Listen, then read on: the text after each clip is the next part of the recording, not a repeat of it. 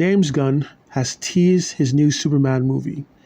It does look like a very good TV movie for the CW network. There are bright colors and nostalgia, and costumes for the characters that are more on the budget-friendly side. Superman, for example, looks like he got his costume from Party City, and he just might have. Some may wonder why Gunn elected for this style of film over a more serious-looking one. That is a good question. So let's look at the trailer itself. Today's video is sponsored by the NonComic book series. Get your copies today. Detective Monica Ragner's daughter is thrust into the deadliest murder cases in her career. Fear and deception lay at every corner, and her fight to save the lives of others just may cost her own. Get NonComic Disciple and NonComic Paraben at these retailers today.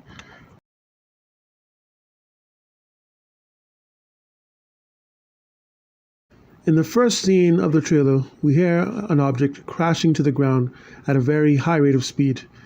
That object slams into the snow, creating a sizable cloud of snow. That object, as it turns out, so happens to be Superman, who is bloodied and bruised. This detail is so distracting that the viewer fails to realize that he failed to make a hole more than 2 feet deep.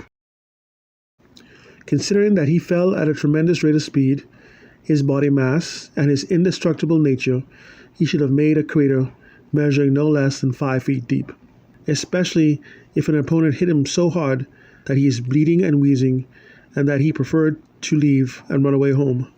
That hole should have been a deep crater. Gunn also claimed that he really wanted this movie to be enjoyed by non-comic book fans as well. If that truly is the case, let me ask the serious question. Just how long is this movie supposed to be? Because Gunn has added some characters that need explaining. In the animated movies and TV shows, you might find Crypto the dog, and if you're watching an animation, then you already know how a dog has those superpowers. However, for a live action movie, the chances are that there are more people who have no idea that Crypto even exists. Then there is Mr. Terrific, a character that only 2% of comic book fandom even know about. If this movie isn't close to 3 hours long, then some viewers will be left scratching their heads. Not only because of those unfamiliar characters, but also because of the other characters that have been pushed into this movie.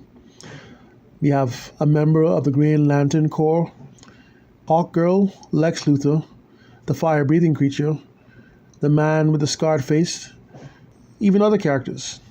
There are a lot of different characters with different abilities, etc., etc., etc. It reminds me of Sam Raimi's Spider-Man 3, where too many characters overwork the movie, and not in a good way. We all hope that this new Superman movie, although completely unnecessary, is a good movie. However, we shouldn't be afraid of being attacked if it isn't that great for speaking up about what was lacking and about the fact that Gunn made it look like a CW TV show. I mean, Supergirl wasn't that bad after all, was it? Like, share, subscribe.